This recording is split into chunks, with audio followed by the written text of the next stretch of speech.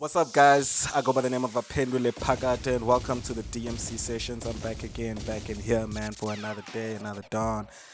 Um, Another dawn indeed, because, like I said yesterday, well, by the time you get this, it would have been 2 days ago, but you got the video today, so yesterday. So we're on lockdown until like Thursday, the 26th, until 16th of April. Um, Could it go longer? Maybe it could, maybe it could go longer. That's something that I always put at the back of my mind is that you always have to leave space for what could be at the end of the day. And it's not to say you're a pessimist or anything, but it's just a matter of understanding life and its unpredictability. That's how you maneuver the best way that you could. So yeah, man, I just wanted to talk about that a little bit, touch on that a little bit. But before I do, man, I just want to throw an update again from yesterday because there's a couple of things that I did miss that I wanted to also tell you guys. As you can check on my channel, there is a vlog that I've been doing that I did, like trip to EC. And in a weird way, I don't know if it was the way of how God intended it or whatever, but it kind of like made for a good story in a way because my car broke down while I was in Queenstown.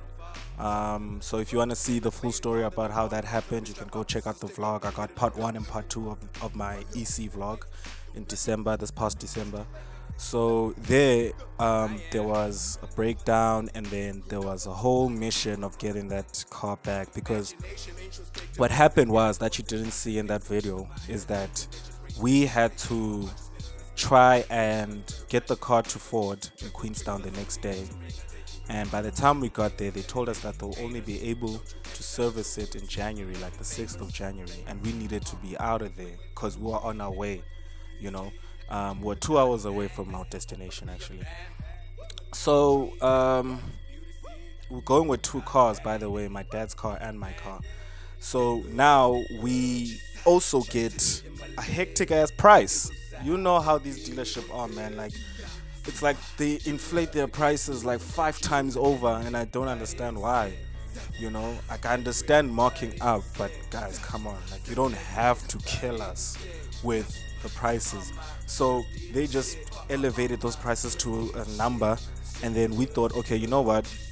Let's get the quote, get the invoice, and then go to Goldwagon or something like that, where we can check out parts. So we're getting the parts over there, and they charged so much less for the same thing. So we got a mechanic, and because it's a small town, there's not much you can do there actually. But at least there was a car service there, so we hollered at a car service, and then we got there at the car service, and we left the car there, and then we had to be on our way. So I went to my dad's car. I was very sad actually that day, because I was looking forward to going to EC with my car, man. Like, for the first time, it was my first time that I was gonna be driving down there with my car, and just being able to be mobile and everything. I'm an adult. I need to be independent while I'm there, and I enjoy EC. I enjoy being there and seeing my cousins, and I just wanted to be able to have fun while I was there. But that was blocked, so it's cool. I had to accept it, moved on, enjoyed the rest of my trip there. And then we had to go fetch the car. They told us that they installed the stuff. There was something else, like fan belts that they had to fix, and they put in the temperature thing, because it had something wrong with the temperature. You'll see the video, like it was bubbling there. It was I thought it was a thermostat and stuff. I think that was also the problem. But when I drove out of car service, the car started up again, and then they just had to tow it. That's when you see the beginning of part 2, is when they actually just towing the car back. So yeah, by the time my parents were leaving for Durban, Margate, on the 27th, we had to fetch the car before, just to make sure it's in East London. So we kept it in East London. So we took it to Fort East London, just to make sure that, okay, if we're gonna have to fly back, at least we can fly to East London and not have to drive to Queenstown. And I'll probably be coming back alone, and I won't have transport or anything. So that happened. We brought the car. We had to tow it back. Towed it back. Long story short, the Ford there has been giving us problems all the way to January, all the way to February. They charged us arm and a leg. They said they had to do an engine overhaul. They said they had to, yeah, it was a lot. Yeah, man. Like, the car's back now. Long story short, the car's back. So that's the update on that. The lockdown. So we have a lockdown right now, and my thoughts on it is, I'm kind of sweating. I hope I don't show on camera. I was just exercising now. I'm trying to use this time, to just get a bit of some exercise in. I think we should. That's a good idea for all of you guys as well. Please, like, just try and keep yourself healthy, keep yourself alive. You know, it's hot, and because you're not gonna be walking out a lot. You're not gonna be, and get some vitamin D. Go outside. You don't have to go out of your home per se, but be in your yard, balcony, whatever the case may be. When you go to the shops to buy some stuff, just have the sun hit you now and again. Um, Make sure that you have some fruits that you pack up when you go grocery shopping, because I know there are a lot of people that are doing that right now, buying in bulk and all of this. They call it panic buying. I'm gonna go shopping tomorrow because, like, yeah, I don't have the money right now. Payday's only tomorrow, so I'm planning to go there in the morning and get my fruits and veggies, more especially, and then just get all the other stuff that are necessities. Tin food, noodles. I'm gonna get a lot of noodles. I love noodles. I make noodles the best. Like, you can ask anybody. Demo, tell him, man. Tell him how I make my Tell them how I make my noodles, dog. They need to know. Yeah, we'll start the lockdown on Thursday. Good luck to everybody. I know a lot of you don't love staying at home. I'm kind of accustomed to it at some point, because there were times when I'd stayed at home for a while. I know in 2017 I was quarantining like almost a whole year. Like, there's times when I was in isolation for a long time. There's time I was unemployed and I was in isolation and I was living alone. So it was a lot of time to reflect. I found myself during that period.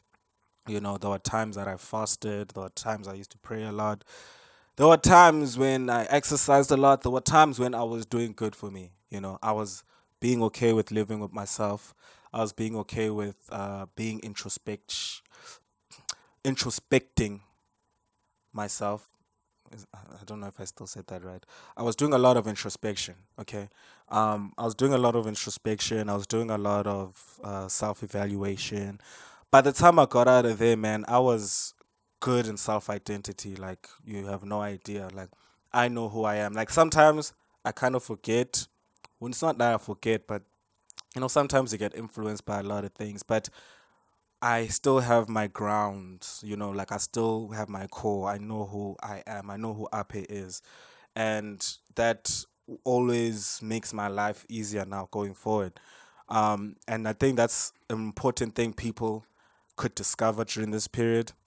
If you don't know who you are per se, if you don't know what you want out of life, what you want to aim for, because there's a lot of us, to be honest, who are just living life as whatever, doing what we gotta do, going day by day, having no purpose, no sense of direction. So right now, I feel like it's a time when you can really get to discover what it is that you want and who you are and what you want to appreciate more and what you want to start putting your energy towards. Sometimes you need a bit of roughening up to get there.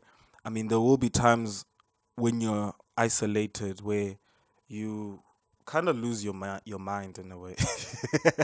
You kind of lose your mind a little bit. All the things that you have to feel, let them, just let them, because people go through depression. We've been going through depression and all of those things. But you come to a point where you have to learn how to get out, and that process is what builds you. Because what what's What pain is not something that's meant to kill you more than it is to build you. That's why when you exercise, it hurts. That's pain, but you gain out of it. Pain and gain, so it goes with everything. Emotionally scarrings, you get better, you grow, you get wiser. When you experience bad experiences in life, you get better. So when you go through uncomfortability, when you go through turmoil or unease, depression, or whatever it is, take that opportunity to grow. Take that opportunity to figure out what is the best way that I can actually become a better person for myself, a better person for other people, a better person for society, you know, or just be able to be comfortable in my skin, to enjoy myself more. Because that's another thing. We're not comfortable with our skin most of the time. We don't know how to live with ourselves, and that's why we go crazy, because you can't escape yourself.